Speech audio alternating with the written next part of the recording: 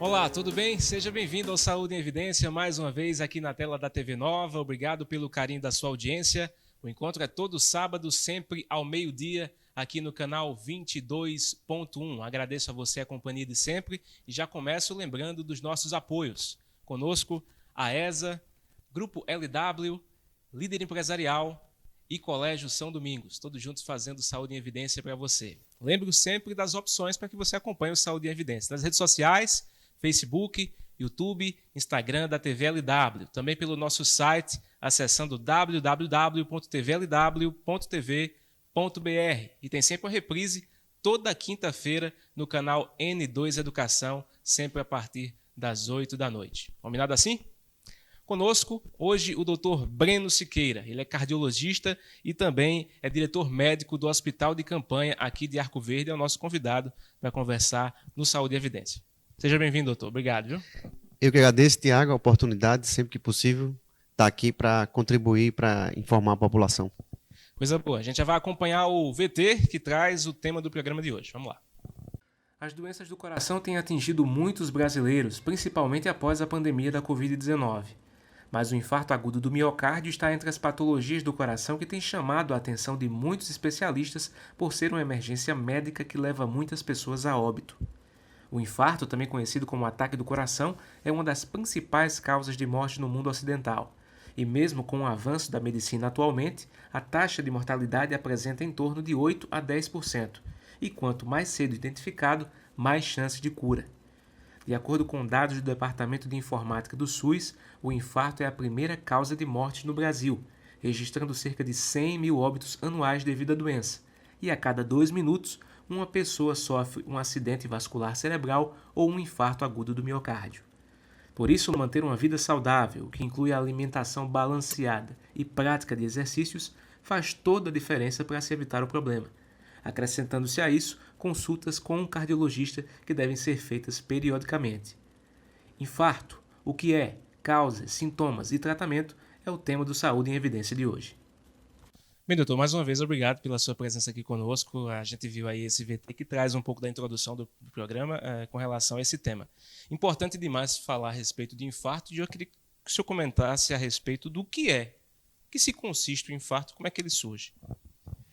Tiago, o infarto ele é uma doença cardiovascular, né, na qual a principal causa do infarto agudo do miocárdio é o entupimento, falando de uma maneira que a população entenda, é o entupimento arterial, ou seja, placas de aterosclerose fazem com que o sangue não consiga passar pelo vaso sanguíneo e o nome da artéria da doença do coração são coronárias.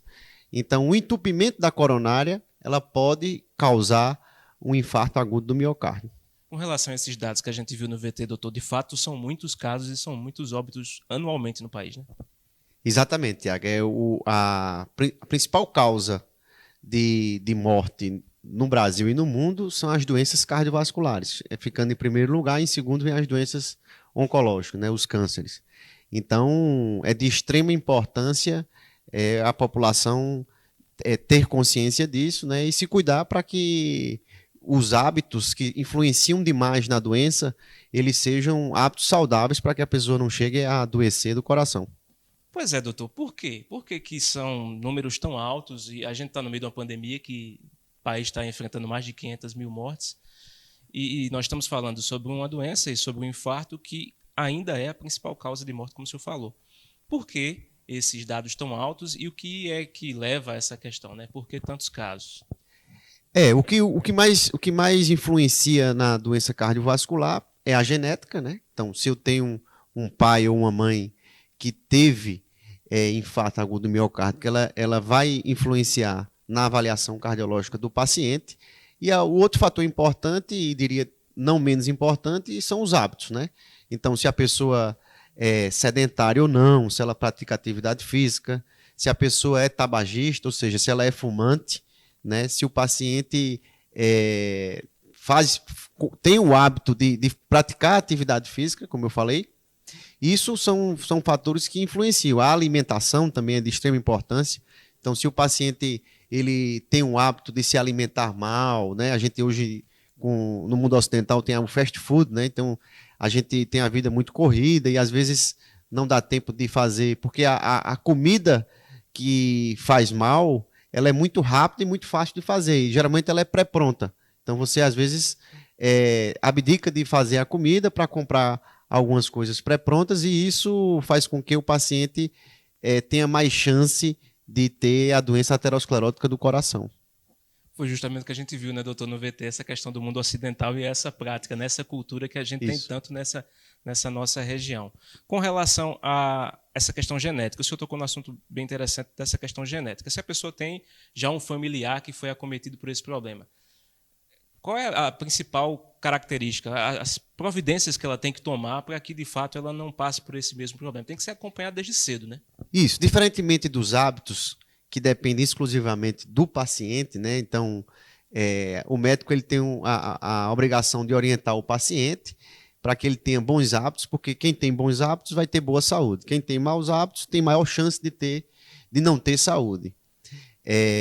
O pai ou a mãe que teve doença do coração faz com que eleve o risco cardíaco da pessoa.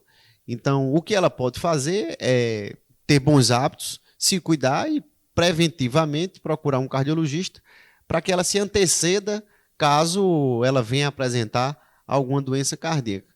Do ponto de vista de ter alguma intervenção que possa mudar, é mais em relação aos hábitos que ela vai ter.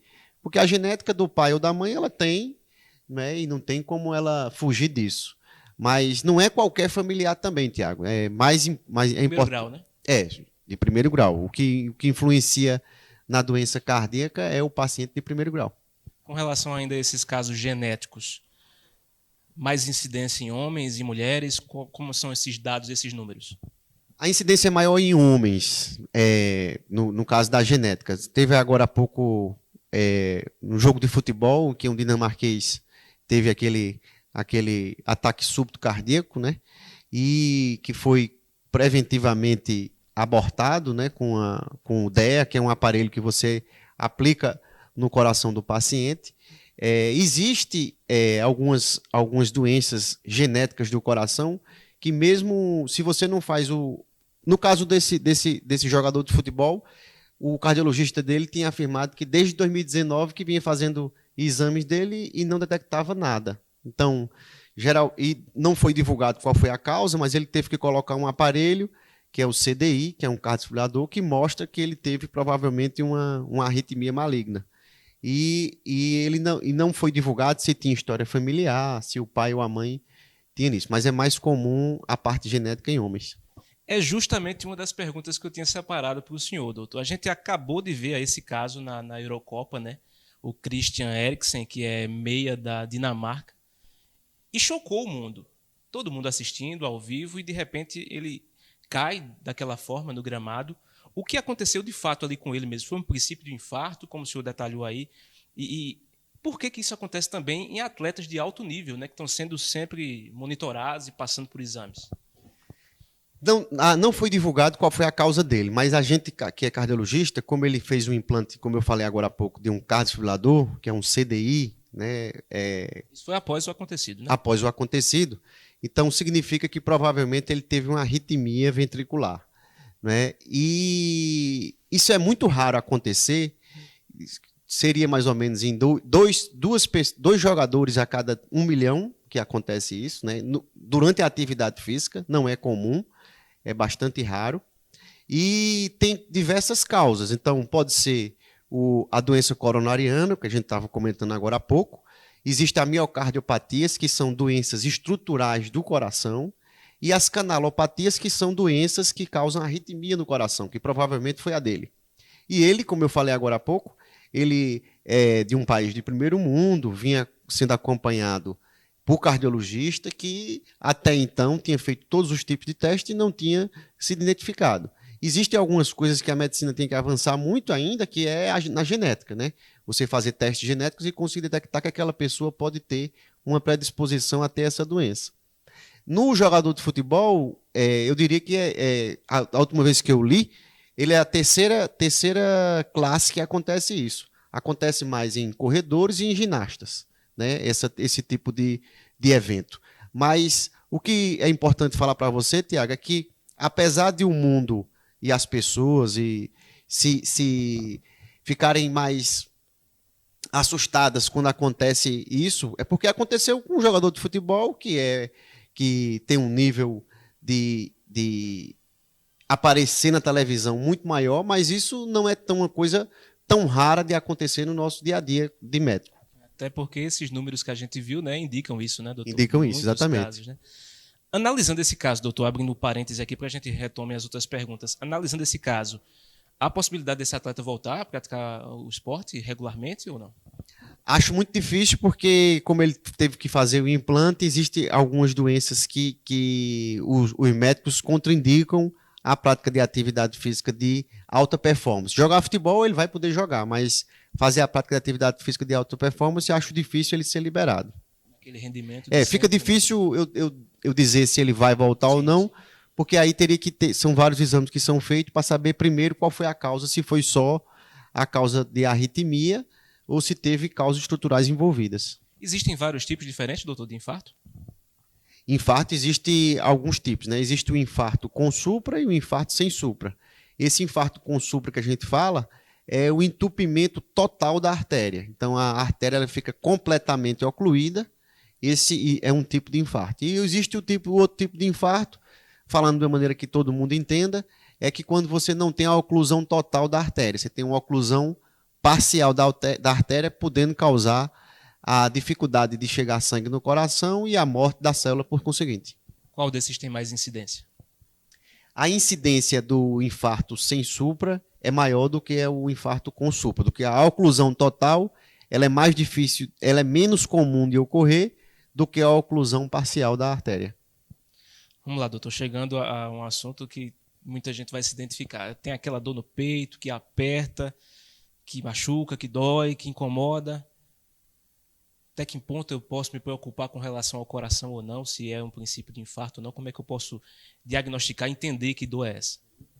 Tiago, o que eu sempre falo nas oportunidades que eu tenho de fazer entrevista, né, na verdade, a gente, como médico, tem a obrigação de orientar o paciente quando ele deve procurar o médico.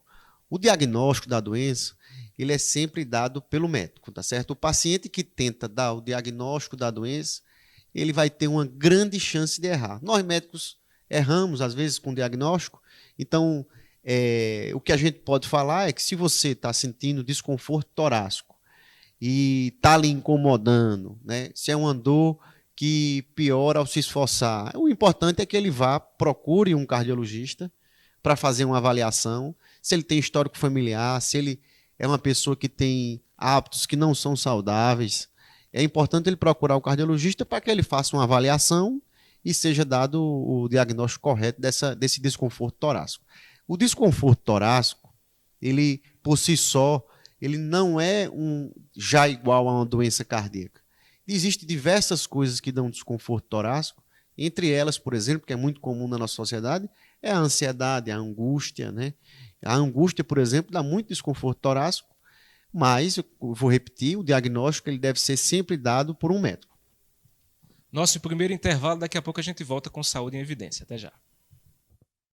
Está na Líder PE a solução em assessoria e consultoria contábil, nos ramos público e privado. Também temos estrutura para o melhor suporte, focado principalmente nas eleições municipais de 2020. Líder PE, soluções para a sua empresa.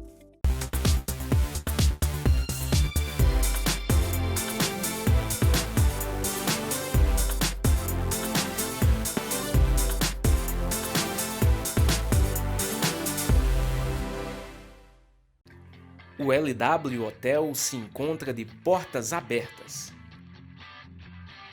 Estamos de volta, aguardando você, cliente, com toda a qualidade e carinho de sempre. Nossa equipe está preparada e seguindo todas as normas e recomendações do Ministério da Saúde. Entrada, recepção, quartos, todos devidamente higienizados com os procedimentos adequados para garantir a você uma estadia tranquila. Neste momento, a sua saúde e segurança são a nossa prioridade. LW Hotel, sinta-se em casa.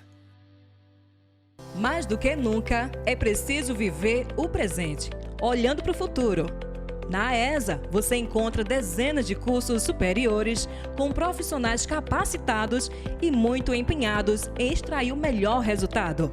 Sonhe alto e conte com a AESA para ajudar a realizar. Voltamos com Saúde em Evidência para você na tela da TV Nova. Agradeço sempre o carinho da sua audiência e lembro que nosso encontro é todo sábado, sempre ao meio-dia aqui no canal 22.1. E você tem outras opções para acompanhar também. Tem pelo Facebook, YouTube e Instagram da TV LW e através do nosso site acessando www.tvlw.tv.br. Conosco a AESA, Grupo LW, Líder Empresarial e Colégio São Domingos, todos juntos fazendo Saúde em Evidência para você.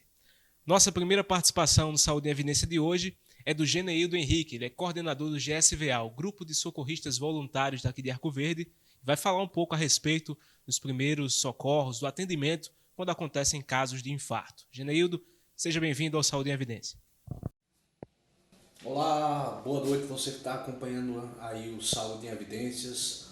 Boa noite, Tiago, boa noite, doutor Breno, forte abraço aí para vocês. Meu nome é Geneildo, sou técnico de enfermagem, fundador e coordenador do GSVA, o Grupo de Socorristas Voluntários de Arco Verde.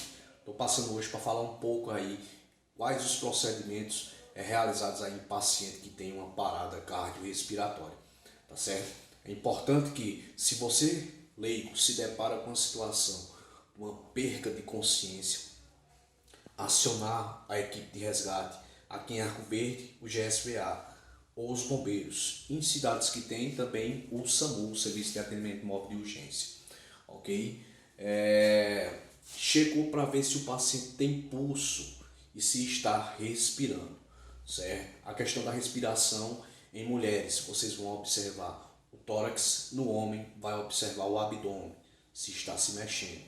Checa para ver se tem pulso, ok? Se não tem, inicia-se aí a massagem cardiorrespiratória.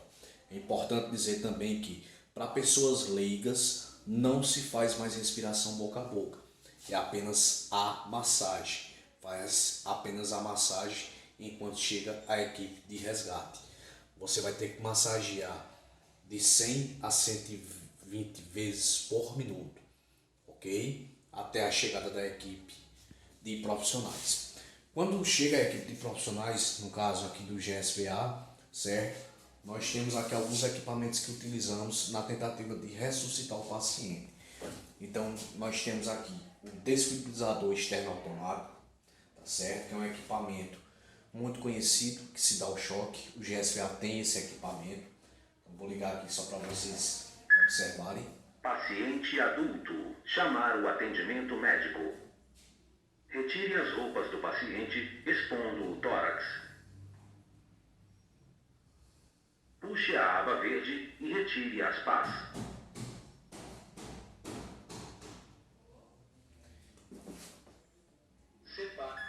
Aqui eu não vou continuar porque eu teria que... Esse aqui é um aparelho normal, não é de treinamento. Então eu teria que instalar, né, esse equipamento. Como vocês podem ver aqui, o desenho é bem ilustrativo, tá certo?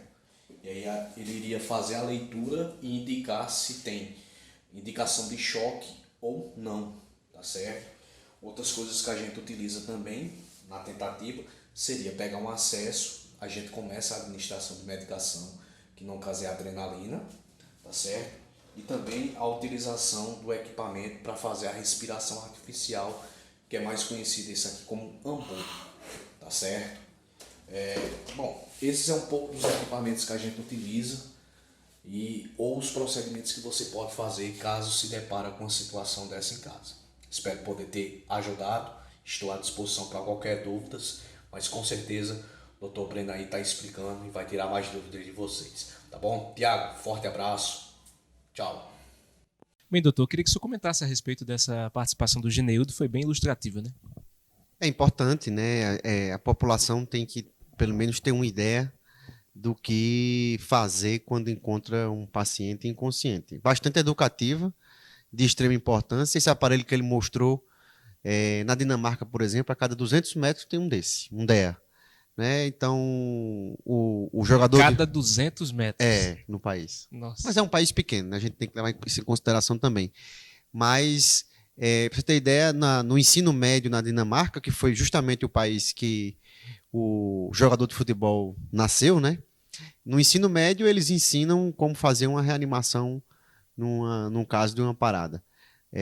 Então, você vê a importância disso, né? A vida dele foi salva por esse aparelho que o Geneildo acabou de mostrar. Então, é de extrema importância e é um tema de saúde pública, né? Porque você, com esse aparelho, você pode salvar vidas. E conhecendo alguma dessas técnicas, já ajudar quando o caso acontece em casa, né, doutor? Essas primeiras Exato. decisões. Ter uma noção da técnica é bastante importante, ter uma noção do que fazer, de quem chamar, né? Mais importante do que querer fazer, se não tiver um treinamento adequado, é chamar as pessoas que estão treinadas para isso, né, Tiago? Com relação a esse atendimento que é feito, doutor, o caso surge e a pessoa é socorrida. Quando chega no hospital, qual é o procedimento que é feito? O procedimento que é feito, eu trabalho em emergência, né, e já tenho um bom tempo trabalhando em emergência, a gente faz mais ou menos o que Geneildo falou, só que no ambiente hospitalar. Então, a gente pega o acesso do paciente, o acesso venoso, monitoriza o paciente, vê se o paciente tem indicação de fazer intubação ou não, né? Vê se o paciente, como o Geneildo acabou de falar aí agora no vídeo, se o paciente tem pulso ou não, qual é a pressão do paciente. A gente primeiro vê os sinais vitais do paciente para depois tomar uma decisão do que fazer. Eu queria que o senhor pontuasse mais essa questão dos sintomas e também da questão de como a pessoa identifica isso. Muita gente fica concentrada apenas na dor, né, doutor? Mas tem outras coisas que podem indicar isso, né?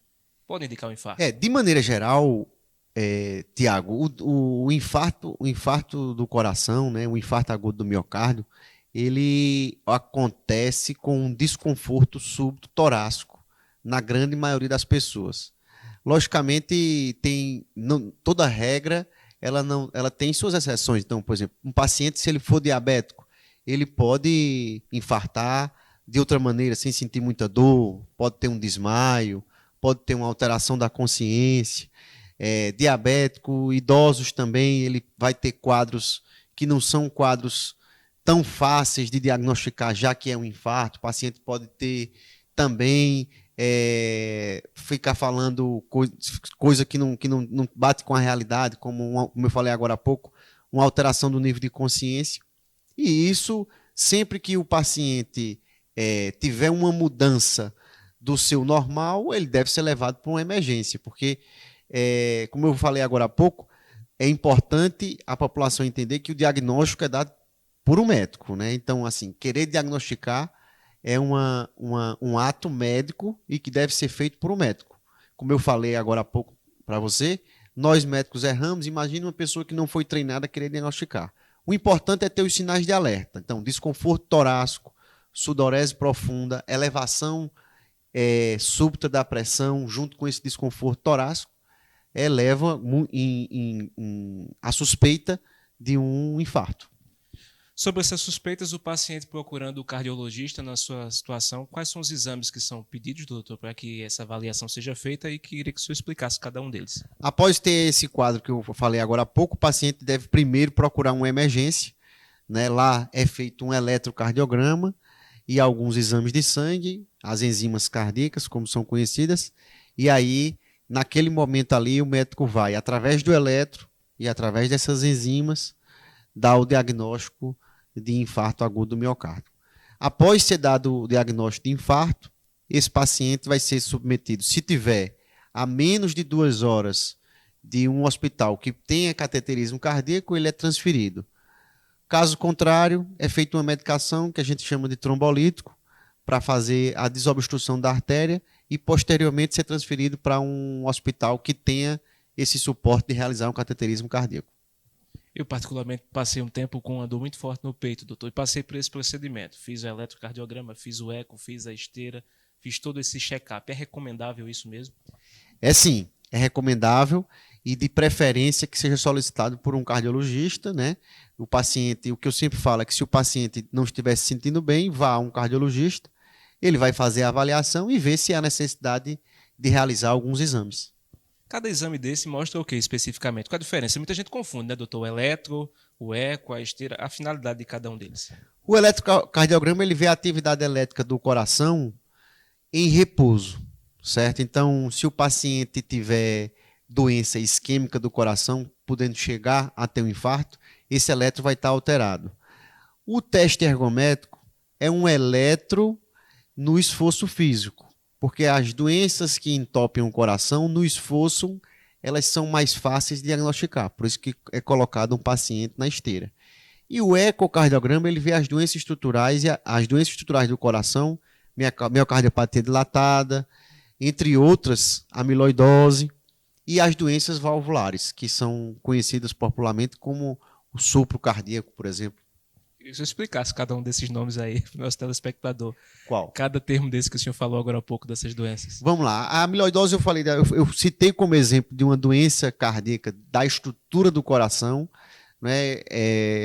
Todas elas são envoltas ao infarto? Não. As são doenças. Você perguntou quais são a função de cada exame. Isso. Aí eu falei para você que o eletrocardiograma ele pode dar diagnóstico de arritmias e a gente pode suspeitar de doenças de entupimento do coração através do eletro em repouso. Da mesma forma, o eletrocardiograma no esforço, que é o teste ergométrico, e o ecocardiograma você vai ver a estrutura do coração, se ele está aumentado, se ele não está, se tem alguma doença nas válvulas, que no nosso coração a gente possui 4 válvulas. E essas válvulas elas podem estar acometidas por alguma doença. Como, por exemplo, bastante comum na nossa região, é a doença reumática, que acomete uma das válvulas do coração, válvula mitral. Veja como a gente confunde, né? Até agora eu confundi com o senhor falando aqui. Com Exatamente. relação a isso ainda, doutor, quando o paciente passa por esses exames e é diagnosticado o problema, qual o tratamento específico para cada um deles? Vamos lá, então, se o paciente vai fazer um teste ergométrico, como você foi submetido, e esse teste ergométrico positiva no sentido de doença isquêmica do coração, o próximo passo pode ser ou uma cintilografia miocárdica ou um cateterismo. Se o paciente tem um diagnóstico de entupimento arterial, por exemplo, antecipadamente ao infarto, aí não há uma definição básica do que vai ser feito. Depende da quantidade de artérias que são acometidas, né? Se é uma, se são várias, se é mais de 50%.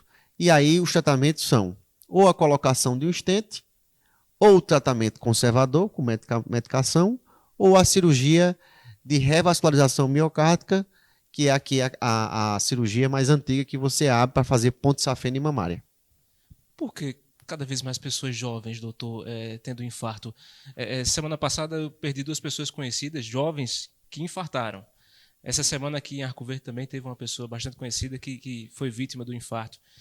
É devido mesmo às práticas, a métodos de alimentação e a vida? Existe alguma, eu não sei especificamente dos casos que você está me falando, Tiago, mas o que eu posso lhe dizer é que, além dos hábitos que não são saudáveis, como fumar, por exemplo, o sedentarismo e a grande utilização de drogas ilícitas que tem ocorrido na população mais jovem, tem aumentado o risco cardiovascular das mesmas. Por exemplo, a cocaína é uma droga que antigamente era difícil a gente enxergar no meio dos jovens, hoje em dia é bastante comum e é uma das causas mais prevalentes de infarto agudo do miocárdio. O infarto em jovem, como a gente falou no início da entrevista, ele também tem uma característica genética, né? E também o diagnóstico tem que ver se foi realmente infarto, se foi alguma arritmia maligna, porque não é porque a pessoa teve uma morte súbita que foi especificamente um infarto agudo do miocárdio. A morte súbita é a morte que ocorre após 1 hora de algum evento cardiovascular, podendo ser infarto, podendo ser uma arritmia maligna. Às vezes a pessoa é jovem, não tem um diagnóstico de uma miocardiopatia e é acometido subitamente e chega a falecer. Volto a falar aqui do atleta que teve uma parada cardíaca súbita abortada. Ele não tinha nenhum diagnóstico antecipadamente e chegou a ter a parada cardíaca, que se ele tivesse num país que não tivesse o atendimento adequado, ele teria morrido e poderia até ser dito que ele tinha tido um infarto, e não foi infarto. Mais um intervalo, daqui a pouco a gente volta com Saúde em Evidência. Até já. Está na Líder PE a solução em assessoria e consultoria contábil, nos ramos público e privado. Também temos estrutura para o melhor suporte, focado principalmente nas eleições municipais de 2020. Líder PE, soluções para a sua empresa.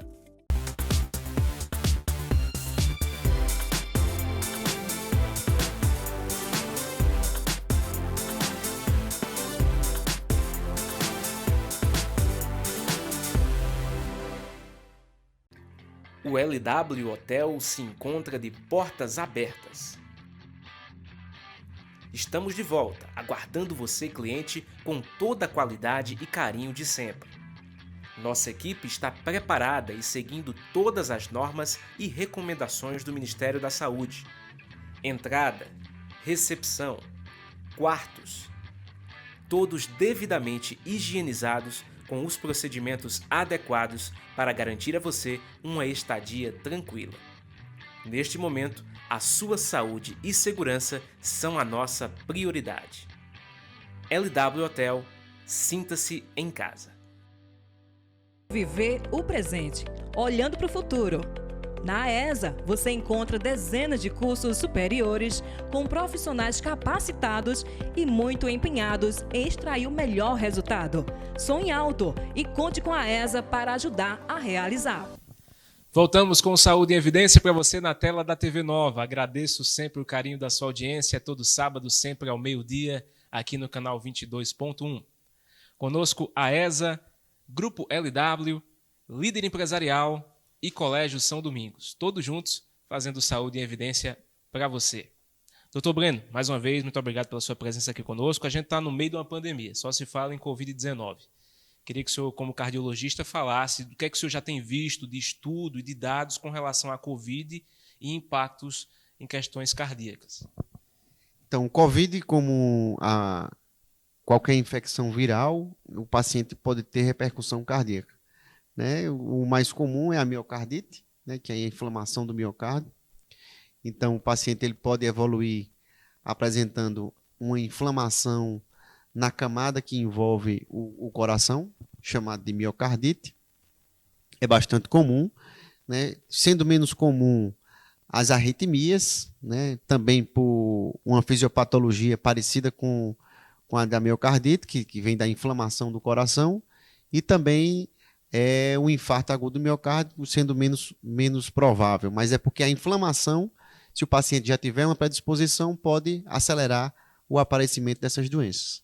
O senhor é diretor médico do Hospital de Campanha aqui de Arco Verde e, como ninguém, está bem por dentro da situação da Covid-19. Alguns casos o senhor já presenciou com relação a isso, Covid e coração? Já. A gente já presenciou alguns casos, não foram muitos, mas a gente já presenciou do paciente evoluir, por exemplo, com insuficiência cardíaca pós-Covid. Né? Então, o paciente não tinha nenhuma doença cardíaca e depois do Covid evoluiu com insuficiência cardíaca, provavelmente por uma inflamação do coração. Voltando um pouco para o último bloco que a gente fez, eu estou abrindo um parêntese sobre sequelas, o senhor falou a respeito aí de sequelas. Sobre o infarto, ficam sequelas também? Ficam sequelas. O paciente, após o infarto, ele pode ter, se ele não tiver um socorro rápido, né, a gente sempre fala que o paciente, se ele for atendido rapidamente, ele vai ficar sem sequela. Agora, se ele demorar o atendimento, né, a ponto de não conseguir abrir a artéria no tempo hábil, ele pode evoluir com insuficiência cardíaca. Em que casos acontecem os procedimentos cirúrgicos, como o stent, como o marca-passo também? Como é que funciona? Funciona assim, Tiago. Quando a gente tem um infarto por oclusão total da artéria, quanto mais tempo demorar para abrir a artéria, mais tempo o coração vai ficar em sofrimento. Dependendo da artéria, porque no coração a gente tem várias coronárias, que são as artérias que irrigam o coração. Dependendo da artéria, cada artéria ela irriga uma área do coração. Algumas artérias são mais importantes, irrigando grandes áreas do coração, e outras são menos importantes, irrigando pequenas áreas. Então, a depender do infarto, se for o infarto de uma coronária de uma área pequena, vai ter uma insuficiência cardíaca em grau pequeno. Se for uma importante artéria que foi entupida, vai ter uma morte celular de uma grande parte do coração, causando uma sequela importante. né? A depender da artéria, pode inclusive o paciente vir a óbito. Quantos casos isso acontece? O óbito é uma porcentagem grande, doutor? Não? A porcentagem ela é do infarto, ela chega a 7% antes dele chegar no atendimento médico, né? Então, e mais de 50% dos infartos, o paciente vai a óbito na primeira hora. Muito rápido. É né? muito rápido. Voltando um pouco à questão da Covid agora, com relação ao hospital de campanha, doutor, a gente tocou no assunto Covid-19. Dados positivos nos últimos dias com relação à queda nos casos. A gente também teve dias aqui do hospital de campanha sem nenhum paciente, né? Eu queria que o senhor comentasse a respeito disso depois de tempos bem difíceis. Isso. Nós tivemos aí nos últimos 60 dias tempos bastante difíceis aqui na nossa cidade, chegando a ponto, há 30 dias atrás, de a gente ter o nosso pico de internações. Semana passada, nós tivemos 2 dias no hospital de campanha que, graças a Deus, não tivemos nenhum paciente internado. Isso aí é uma repercussão do avanço da vacina. A gente tem tido um número baixo de internações no Hospital Regional de Arco Verde e também no Hospital de Campanha, tendo uma queda bastante importante do número de pacientes internados, né? Eu sou bastante otimista e eu acredito que nesses próximos meses aí a gente vai ter melhores resultados do que a gente já está tendo com o avanço da vacinação. Aqui em Arco Verde a vacinação tem avançado bastante, né? A última vez, ontem, 40 mil pessoas já tinham sido tomada a primeira dose. Ontem houve um número elevado de pessoas, mais de 2 mil pessoas foram vacinadas. Isso é sinal de que a vacinação tem caminhado aqui em Arco Verde, né, de maneira muito eficiente, o que tem repercutido em nós, profissionais que prestam assistência, enxergando uma queda no número de internações, o que deixa a gente bastante animado e bastante feliz. Como é que foi a gestão do hospital, doutor, naquele período tenso que teve a possibilidade também de falta de medicamento, de oxigênio? Como é que foi nesse período na questão da gestão para que tudo fosse suprido da melhor forma? Tiago, falta de medicamento não chegou a ter e falta de oxigênio também não chegou a ter, mas a gente teve um risco iminente.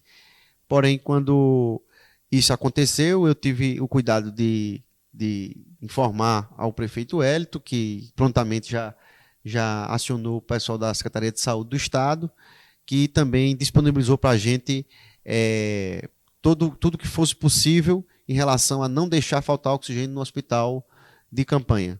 E graças a Deus isso não aconteceu, a gente passou essa tempestade e agora a gente está num período de calmaria e espero eu que isso continue e a gente pule essa etapa do Covid. 100% da vacina, essa questão desses casos que caíram, influência da vacina mesmo, doutor? Eu não diria 100%, porque em medicina a gente não gosta de usar nem a palavra sempre, nem a palavra nunca. Mas eu tenho quase certeza de que são vários fatores que influenciam, Tiago. Primeiro deles, a vacina. Esse, sem sombra de dúvidas, é o que tem mudado a história do Covid no nosso país, na nossa cidade, no nosso estado.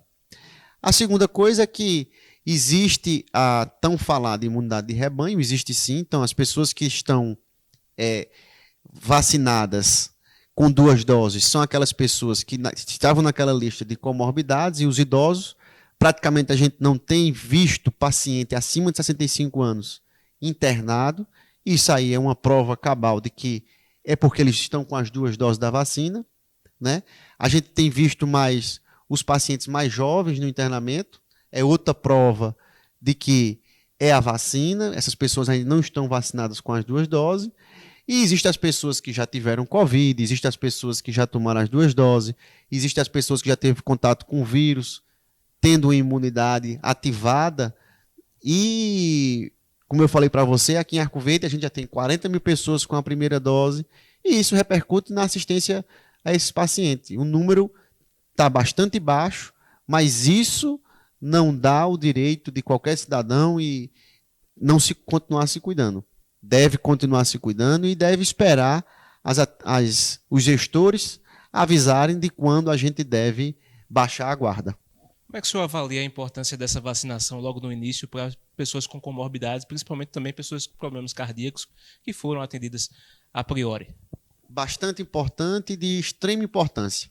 Por quê? Porque as pessoas que têm comorbidades, como, por exemplo, pessoas que já tiveram infarto, pessoas que têm doença renal fazendo hemodiálise, pessoas que possuem doenças pulmonares, essas pessoas, se elas são infectadas pelo Covid, o risco delas chegarem a óbito é muito maior do que, por exemplo, eu ou você, que somos jovens e não temos nenhuma comorbidade, de ter a doença e adoecer. Então, assim, e chegar a óbito. Então, foi de extrema importância, está sendo de extrema importância o avanço da vacina, e a vacina é o caminho para com que a gente ultrapasse essa tempestade do Covid. Doutor, influência das bebidas alcoólicas também na questão do coração, na questão de prejudicar e gerar problemas cardíacos. Há alguma incidência, alguma relação? Há sim uma relação. Há uma relação do álcool também e se a pessoa tiver uma genética para predisposição da doença cardíaca. O álcool ele pode causar uma miocardiopatia alcoólica, que é uma doença na qual o paciente vai ter insuficiência cardíaca causada pelo excesso de álcool. Sobre a vacina, não sei se o senhor teve conhecimento de alguns estudos com relação ao efeito de vacina na questão cardíaca, se o senhor viu essa questão de prejudicar em algum ponto pessoas que têm problema no coração. Algum estudo o senhor tem visto a respeito disso? Tiago, eu como médico tenho a obrigação de informar a população que não há nenhuma contraindicação para a utilização da vacina. Deve todo mundo se vacinar. Mais um intervalo, daqui a pouco a gente volta com Saúde em Evidência. Está na Líder PE a solução em assessoria e consultoria contábil, nos ramos público e privado. Também temos estrutura para o melhor suporte, focado principalmente nas eleições municipais de 2020. Líder PE, soluções para a sua empresa.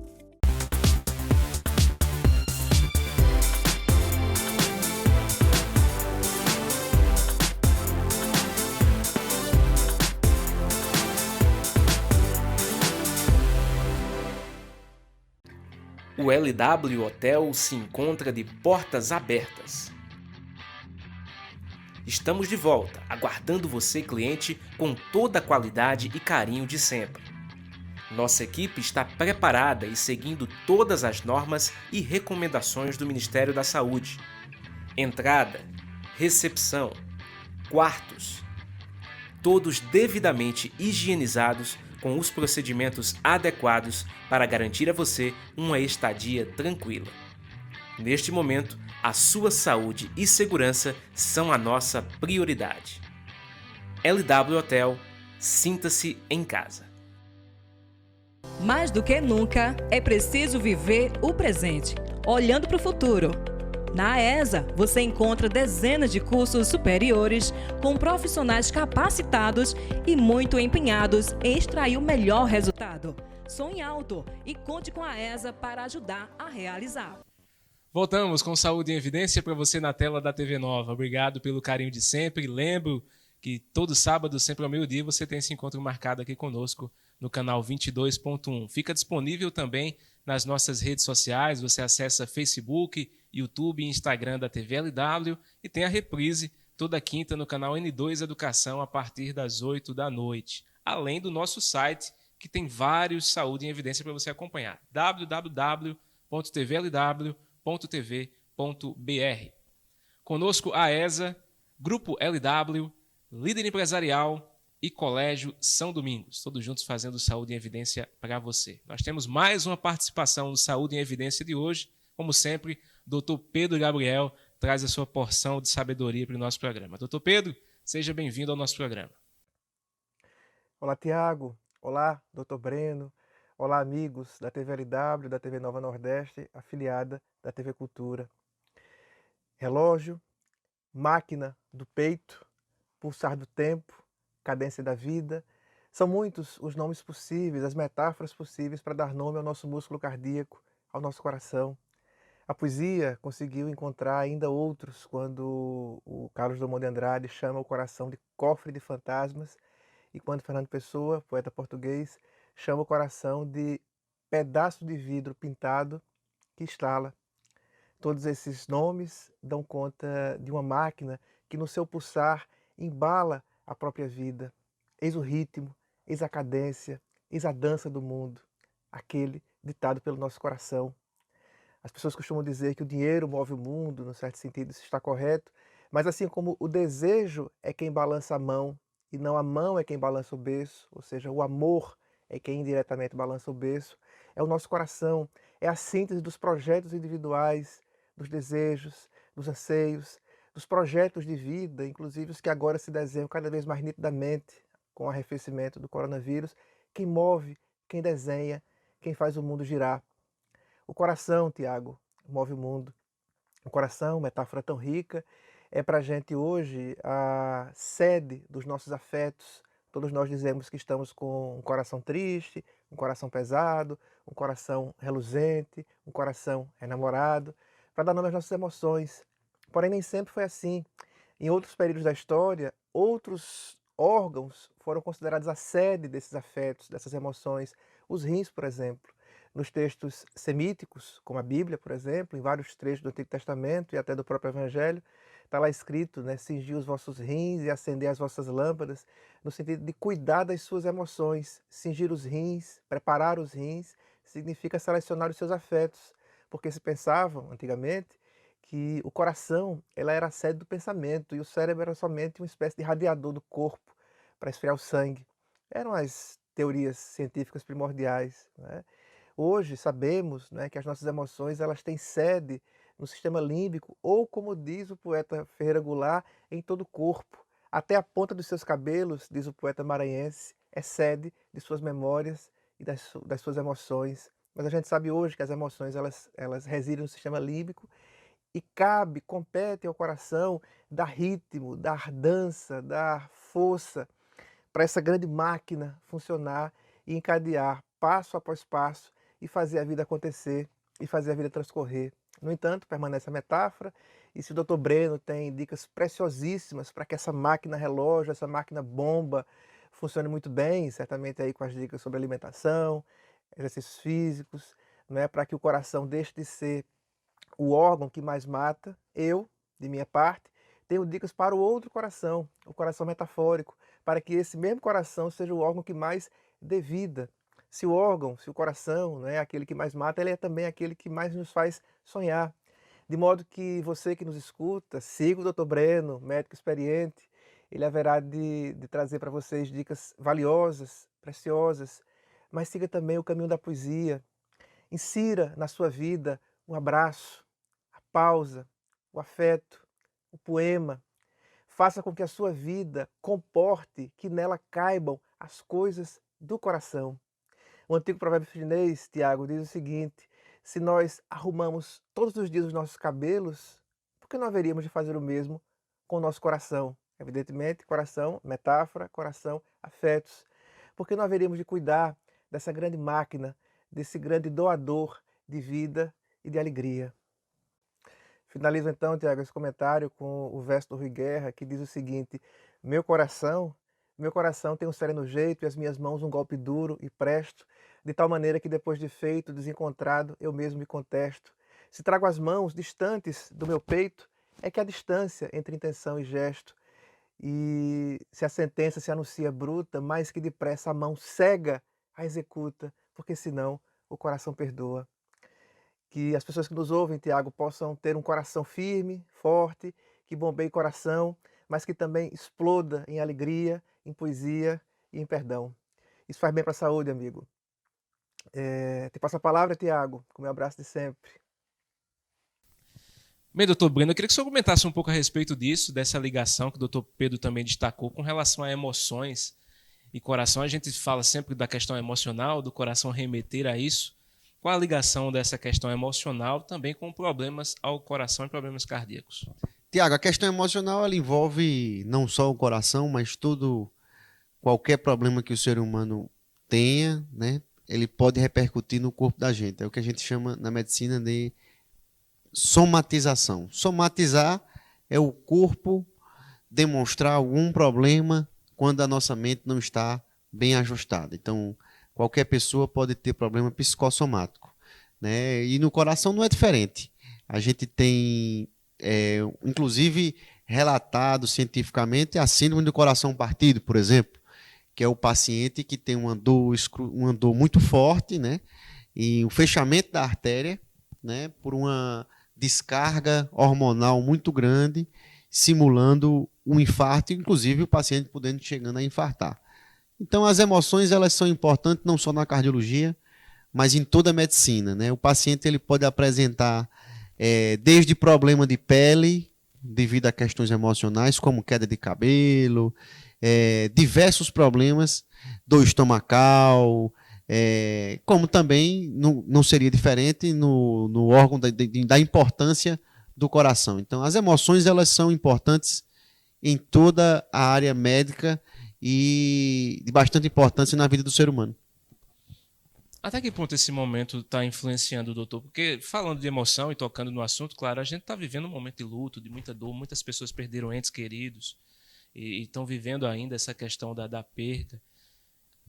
Esse momento de pandemia e a influência na questão cardíaca e emocional, quanto tem pesado para trazer esses malefícios?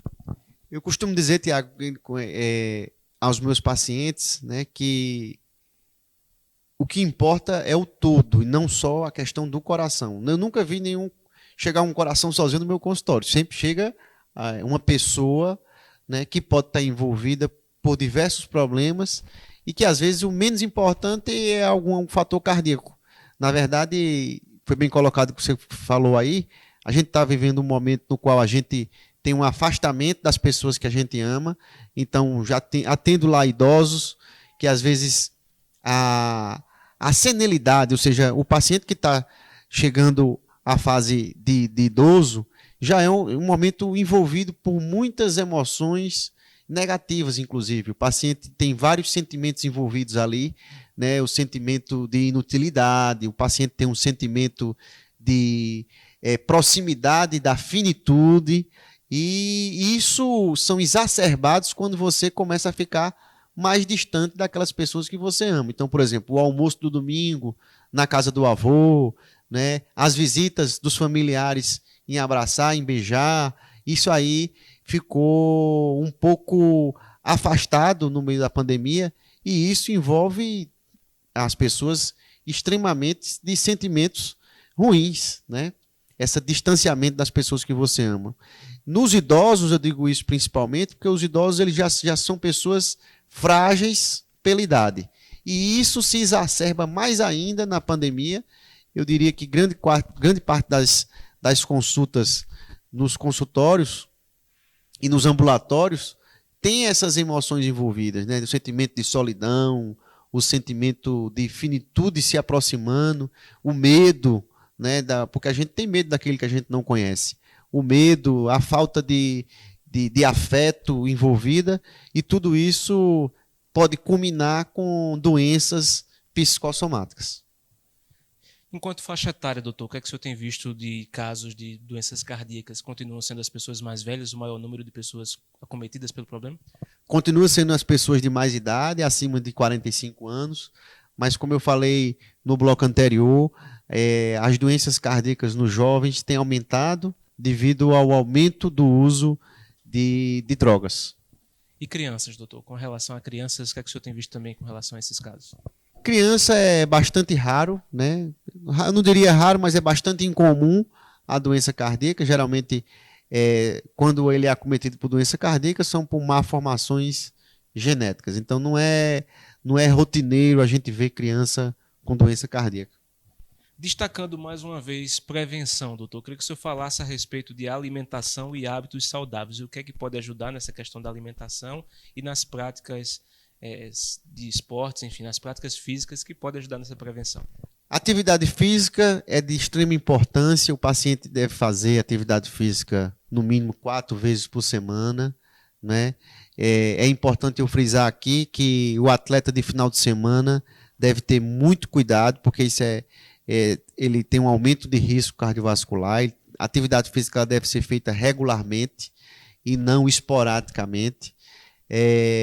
O paciente deve fazer uso de comidas na qual não sejam industrializadas, porque isso aumenta a chance dele ter colesterol elevado e é um dos fatores de risco para a doença cardíaca.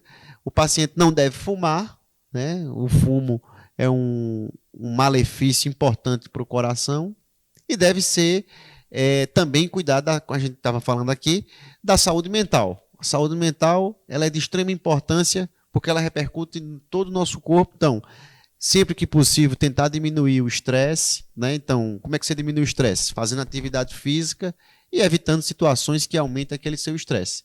Embora a gente viva num mundo no qual a gente tenha o estresse diário devido ao nosso trabalho, mas há situações que são evitáveis. E o paciente deve ter isso em mente para que ele não chegue a adoecer do coração. O senhor é especialista da área cardiológica. Na sua opinião, o que pode ser feito para que a gente melhore a questão do atendimento cardiológico no país, para que isso seja possível já na atenção básica, para que esteja uma resposta mais rápida com relação a esses casos e as emergências sejam atendidas com mais prontidão? Primeiro, eu acho que a gente, antes de pensar na melhora do atendimento cardiológico, deve sempre pensar na melhora do atendimento inicial. Melhorando o atendimento inicial, ou seja, no posto de saúde, aí o próximo passo seria ampliar a rede de cardiologia pública. Fator importante, então, né? Muito importante. O que a boca fala, o coração sente, doutor? O que a boca não fala, o coração sente. É o contrário. É o contrário, né? Eu queria que o senhor destacasse também, para a gente finalizar, a questão da Covid mais uma vez e o hospital de campanha. O senhor, como diretor médico do hospital de campanha, e falando um pouco a respeito dessa queda nos casos, a importância de continuar com essas unidades, mesmo com essa queda de casos no momento. O hospital de campanha ele é de extrema importância para que ele continue, porque a gente não sabe se pode vir uma nova onda, eu espero que não, né? Vai ficar aí a cargo do prefeito, junto com o Isaac, secretário de Saúde, observar, junto comigo também, que estou contribuindo, qual vai ser o melhor momento de a gente voltar, que a UPA-DIA retorne a ser uma emergência normal 24 horas. Doutor Breno, eu quero agradecer a presença do senhor aqui conosco, foi muito esclarecedor para mim, principalmente, também para o nosso telespectador, claro. Eu quero deixar o espaço aqui para o senhor fazer as suas considerações finais, fique à vontade. Fico muito grato pelo convite, né? Sempre que for convidado, estarei à disposição para vir aqui e poder elucidar e orientar e dar minha contribuição para a população. Quero parabenizá-lo também, porque o senhor, afinal, também é uma das pessoas na linha de frente desde o início dessa pandemia. Agradeço, Tiago. Muito obrigado. Agradeço a você também o carinho da sua audiência. Lembro sempre da reprise toda quinta, a partir das 8 da noite, que fica disponível o Saúde em Evidência nas nossas redes sociais para você assistir na hora e quando e onde também, onde quiser. Agradecer a nossa equipe, o Arney Silva nas câmeras, na técnica Zilma Leite e na direção geral Lídio Maciel. Para você um excelente restante de semana, até a próxima, se Deus assim nos permitir. Tchau, tchau.